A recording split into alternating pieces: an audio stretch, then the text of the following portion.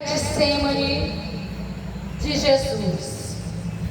Louvado seja o nome do Senhor.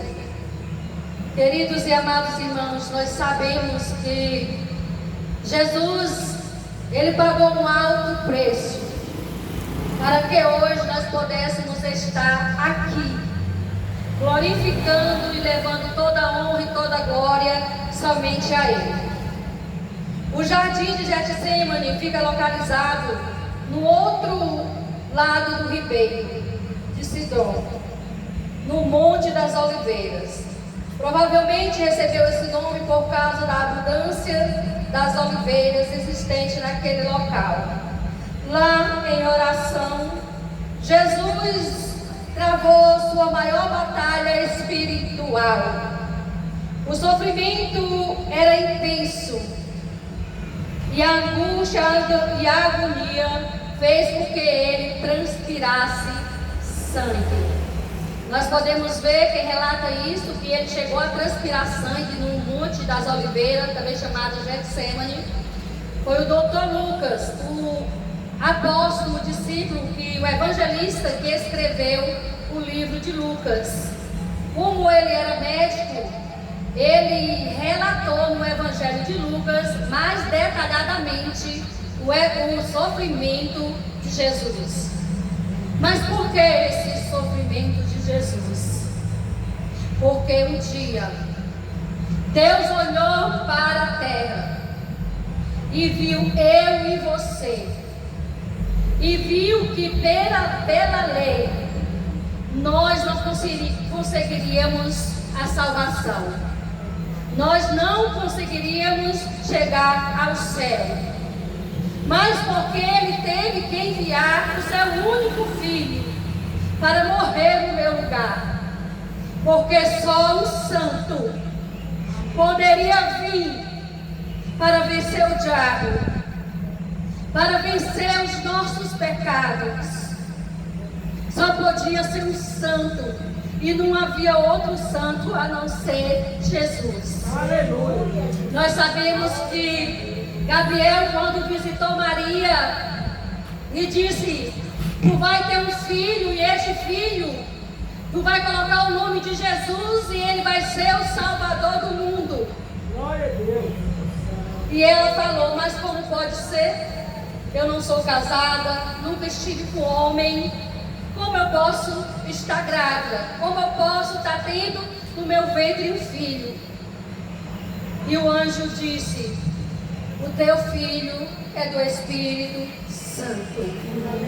Louvado seja o nome do Senhor. Maria, eu tenho como uma mulher extraordinária. Esta mulher foi escolhida por Deus para carregar em seu ventre durante 9 meses aquele que viria ao mundo para trazer salvação aos perdidos. Quem eram esses perdidos, irmãos? Nós que estamos aqui. Toda a nação, o mundo inteiro. Louvado seja o nome do Senhor. Jesus veio, nasceu de Maria, teve como pai adotivo José, e começou o seu ministério depois do seu batismo. Batizou-se, se não me engano, aos 31 anos. Não foi 30, irmão? 30, né? 30 anos. E a partir dali, quando ele foi batizado, ele foi levado pelo Espírito Santo para o deserto. Para quê, irmão? Ele era o Filho de Deus. Sim, ele era e é o Filho de Deus, sendo ele mesmo o próprio Deus. Mas foi necessário que, na condição humana, nascido de uma mulher, ele fosse para o deserto. E quem levou Jesus ao deserto não foi o diabo, foi o Espírito Santo. Mas para quê? Para ele ser tentado pelo diabo.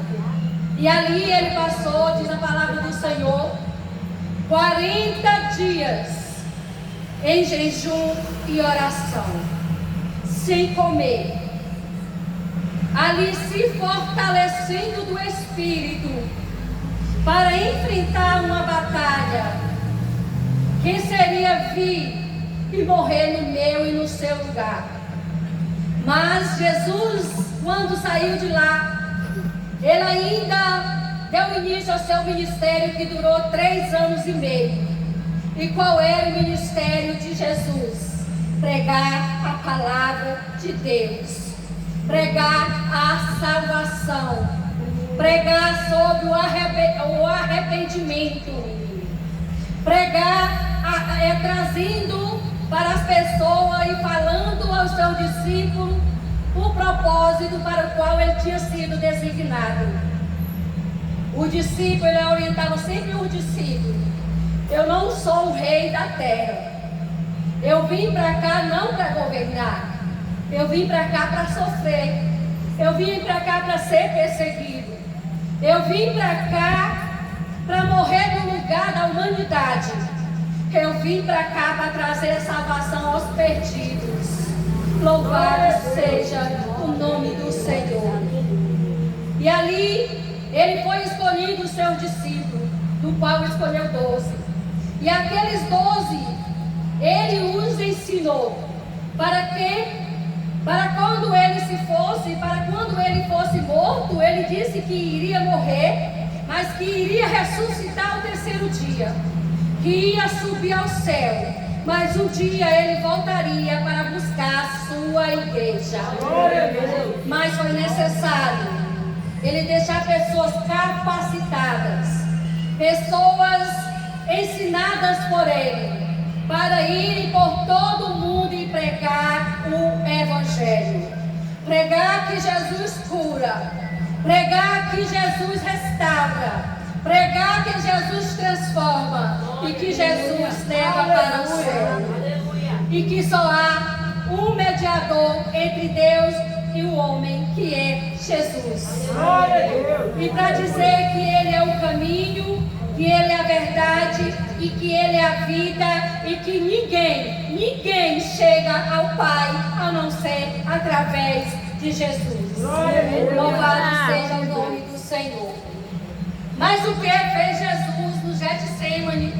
Ali sofrer com uma grande agonia, ali sentindo uma aflição, a chegar ao ponto dele transpirar, dele suar sangue. Não foi o que ele sabia que ia passar.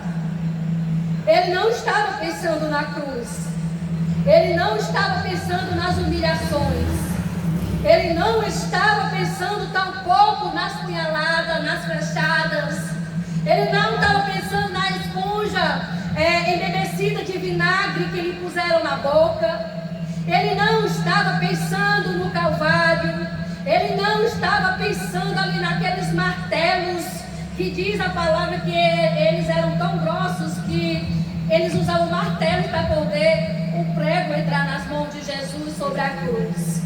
Em nada disso ele estava pensando, porque ele, sendo Deus, ele sabia que isso iria acontecer e que ele veio para se entregar. Muitos dizem que pegaram Jesus, mas não, ninguém pegou a Jesus, ninguém ali prendeu Jesus. Jesus se entregou. Porque quando ele está no Monte das Oliveiras, quando ele fala, se levantem, porque aí chega o traidor, ele está se referindo a Judas, o Iscariotes.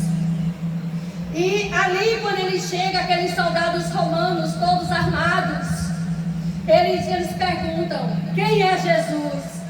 E ele vai à frente e diz, sou eu, o Jesus que vocês procuram. E eles olham para Jesus e dizem, não é você não. Quem é Jesus? Ele diz, sou eu, porque ali também estavam os discípulos.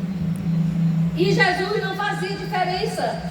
Ele não era assim, não tinha algo nele que levasse ali aquele soldado a ver um destaque, uma diferença dos discípulos. Ele era igual aos discípulos.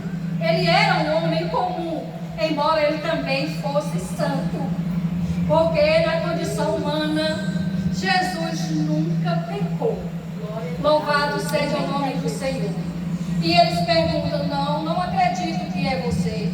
E perguntam novamente: quem é Jesus? E ele diz: sou eu. E aí eles levam a Jesus.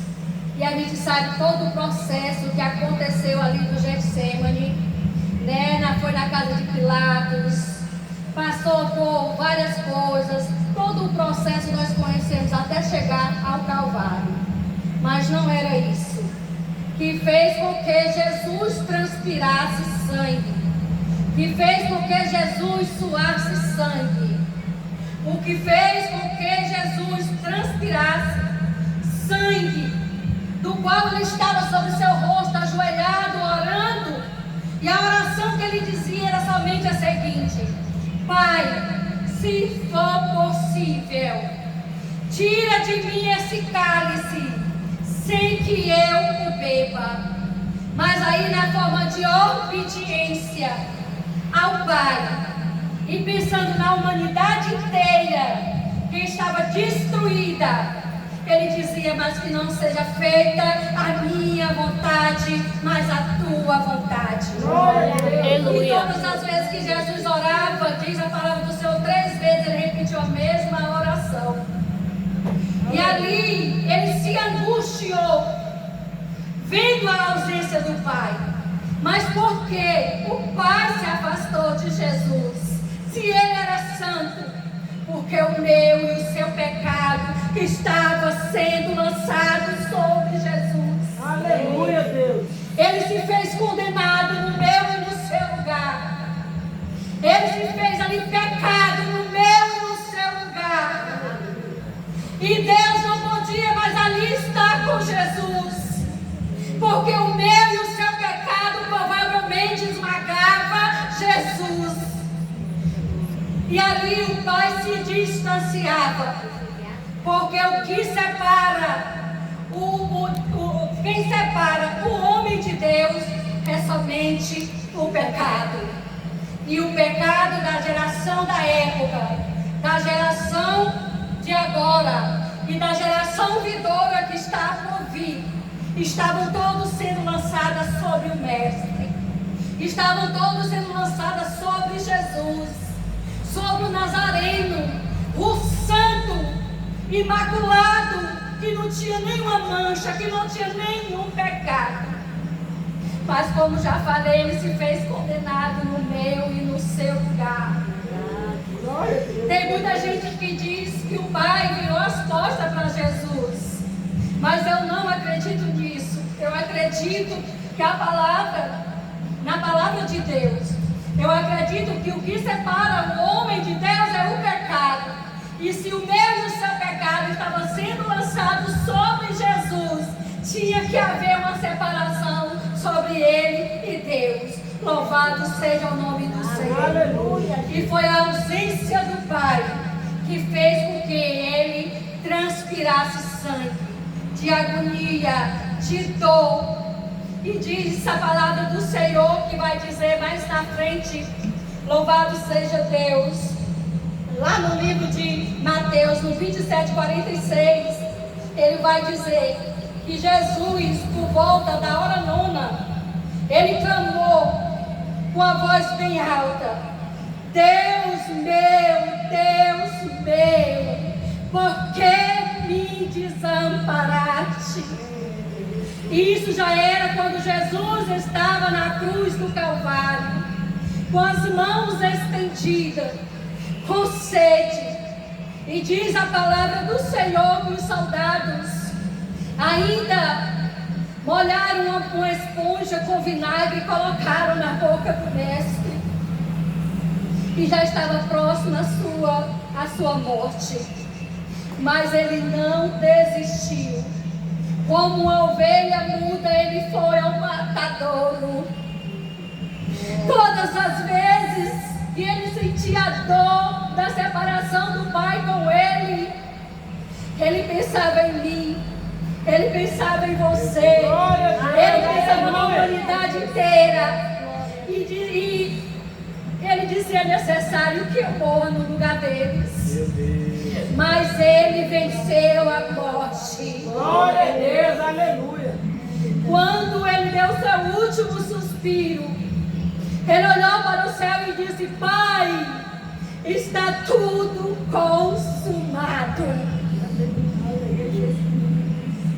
E hoje em dia, irmãos, tem muita gente usada pelo próprio Satanás, que coloca na mente das pessoas que você é um pecador, que você não tem direito ao perdão, que você é um derrotado. Não, irmãos, nós somos vencedores, porque sobre a minha e a sua vida, Satanás não tem mais poder nenhum. Glória a Deus, Porque ele já aleluia. foi derrotado por Jesus, o Cristo, o Nazareno, o leão da tribo de Judá. Aleluia.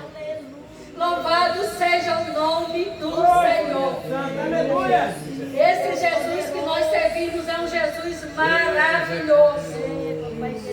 Ele morreu, Glória a mas Deus. ao terceiro dia ele ressuscitou. Aleluia. Como ele tinha dito aos discípulos: eu vim morrer, mas eu vou ressuscitar ao terceiro dia.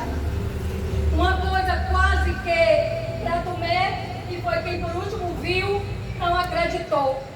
Inacreditável. Porque todos viram o que fizeram com ele. Todos viram ele na cruz pregado, ele dando o último suspiro. Todo mundo viram levando ele para um sepulcro, colocando a pedra. Viram que ele estava morto. Mas ao terceiro dia, como ele falou, ele ressuscitou. Glória a E Deus. depois da sua ressuscitação, ele ainda passou 40 dias na terra, instruindo os discípulos o que eles deveriam de fazer, que era ir e fazer parte do ID de Jesus por todo mundo e pregar o Evangelho, pregar a palavra do Senhor, doce, pura como ela é, sem nenhum enfeite, sem nenhuma fantasia, mas uma palavra genuína, que traz ao arrependimento, que traz o pecador a se arrepender dos seus pecados e querer Jesus para a sua vida. Por quê, irmãos? Porque ele já fez o que era para ser feito. Não tem mais nada que Deus possa fazer. Ele já fez o suficiente. Embora muita gente ainda espere algo de Deus, dizer: eu estou esperando que Deus fale comigo, eu estou esperando que Deus fale ao meu coração. Irmãos, Ele já falou comigo e com você no dia que Ele deu seu único filho para morrer no meu e no seu lugar. Glória a E Deus. detalhe, nós não merecíamos e nem merecemos, Aleluia. porque nós somos pecadores. Mas Ele veio e morreu no meu e no seu lugar. Por isso é que eu não aceito que ninguém diga que alguém é um derrotado, que alguém é um incapaz, que alguém não tem valor. Tem valor, irmãos. Toda a nação tem valor para Deus. O mundo inteiro tem valor para Deus. Aleluia. Pode ser um drogado, pode ser um cachaceiro, pode ser uma prostituta, pode ser um presidiário, Aleluia. pode ser quem cometeu o pecado mais horroroso, tem direito ao perdão se arrepender verdadeiramente e abandonar o pecado e vir nos pés de Jesus. Louvado seja o nome do Senhor. Mas o inimigo das nossas almas tem colocado nas mentes das pessoas, na mente das pessoas, que elas não têm valor. E nós temos valor, independente do que nós somos, porque nós já fomos comprados. E não foi com ouro, não foi com prata, não foi com bronze, não foi com diamante, foi a preço de sangue na cruz do Calvário, pelo nosso Senhor Jesus Cristo. Louvado seja o nome do Senhor. Por isso, nesta noite, todos que estão aqui, e aonde a voz desse microfone possa ser alcançada, entenda, você tem valor, você tem um dono, a sua alma não pertence a você, porque ela já foi comprada por Jesus e ela pertence a Jesus. Você não tem direito de fazer o que você quer com a sua alma, ela tem um dono e o dono dela chama-se Jesus, o Nazareno, o leão da tribo de Judá. Louvado seja o nome do Senhor. Irmãos, se nós pararmos para observarmos tudo que Jesus passou, não é conto de fada, não é história de carochinha, foi uma realidade. Muita gente, eu sei que acha que pode ser, a Bíblia Sagrada pode ser um livro como qualquer outro, mas não é, irmãos. A Bíblia Sagrada é a palavra de Deus, é o poder de Deus. E eu fico imaginando que muita gente diz assim: Judas traiu Jesus, trocou Jesus por 3 moedas. E quem está trocando Jesus por bem menos? Tem tanta gente trocando Jesus por qualquer coisa. Sabe, irmã? Eu não quero Jesus porque eu sei que o crente não pode beber, eu sei que o crente não pode farrear, eu sei que o crente não pode fazer muitas coisas que tem aí no mundo. Pode, irmão, só não deve, porque Deus, Ele deixou o livre-arbítrio. Porém, eu acredito que para o crente não existe o livre-arbítrio, porque no dia que você aceita o Senhor como Salvador da sua vida, você está reconhecendo que Ele é o Salvador, você está reconhecendo que Ele é o caminho, que Ele é a verdade, que Ele é a vida e que Ele vai te levar ao céu e que só Ele pode te levar para o céu. Amém. Então, que nós não venhamos se fazer de desentendido. Não, quando nós aceitamos a Jesus, Deus não tem mais a mim nem a você como ignorante. Ele tem a gente agora como filho. Como filho assim? Como assim, irmão? Nós somos filhos. Porque nós somos herdeiro e co-herdeiro com Jesus do reino de Deus. Irmãos, para mim ser filho de Deus, eu preciso aceitar Jesus? Precisa, irmãos. Precisa aceitar Jesus. Para ser herdeiro e co-herdeiro, filho, ser chamado de filho de Deus, precisa aceitar Jesus. Mas, irmã, ele veio e morreu pela nação inteira, morreu pelo mundo inteiro, foi pelo mundo inteiro, embora o mundo inteiro não queira ser filho de Deus. Porque até o momento que nós não aceitemos a Jesus ainda, nós não podemos ser chamados filhos de Deus. Nós somos criaturas de Deus. Criatura como, irmã? Criatura porque foi Ele quem criou. Só passa a ser filho quando aceita o seu Filho Jesus como Salvador da sua vida. Quando você tira os olhos do mundo e começa a olhar para o alto, começa a olhar para a cruz do Calvário, começa a olhar para o sacrifício de Jesus, começa a olhar para tudo aquilo que Jesus fez pela gente. Irmão, ninguém daria um filho para morrer no lugar de ninguém. Quanto mais, que eu costumo dizer, para uma geração tão nojenta e incrédula, muitas vezes como nós somos. Mas Deus deu. Deus deu.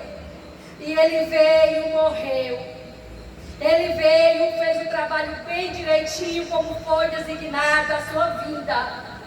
Subiu ao céu. Depois dos 40 dias que Ele esteve com o discípulo orientando, pedindo que eles pregassem a palavra, que eles apacentassem as ovelhas dele, que Ele ia para o céu preparar a morada, mas que um dia Ele voltaria para buscar a sua igreja. Glória a Deus, E aleluia. nós estamos esperando esse dia. Não sabemos na realidade qual será esse dia, porque nem o próprio Jesus sabe, só aquele que é Deus. Mas ele vai voltar.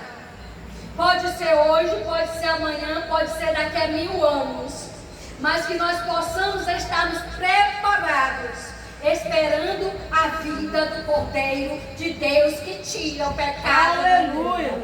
Louvado seja o nome do Senhor. Porque, irmãos, só existe direito a um arrependimento quando nós estamos na sã consciência. Quando nós morrimos, nós não estamos mais conscientes. Acabou ali, já foi dada a sentença ali. E aí, se eu não morri com Cristo, é condenação, irmãos. Nós só podemos ter direito perdão quando nós confessarmos que queremos aceitar Jesus, mesmo que seja no UTI. Se nós estivermos conscientes e aceitarmos, podemos morrer segundos depois, mas nós já fomos salvos, porque aceitamos ainda tendo vida. Depois da vida, não há mais o que se fazer. E só há 2 caminhos, e nós sabemos: um é céu, o outro é inferno. Um é com Jesus, o outro é com Satanás. E de quem é a escolha? É nossa. Porque o serviço, o sacrifício, a doação já foi feita lá na cruz do Calvário pelo nosso Jesus, o Nazareno. E aqui eu já agradeço a oportunidade, em nome de Jesus, mas eu quero louvar aqui o hino da Harpa Cristã para terminar essa mensagem tão rica, que eu digo que ela é rica porque fala do sacrifício que nos alcançou pela graça, que não foi de graça, mas que custou um alto preço, e foi o preço do sangue do Filho de Deus chamado Jesus.